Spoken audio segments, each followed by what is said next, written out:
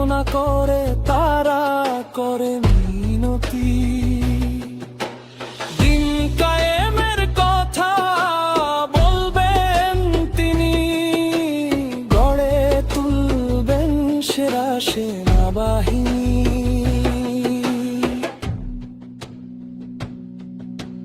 চারিদিকে মিথ্যার ভীম কারাগার, তার করা ঘাতে ভেঙে হবে চুরমার।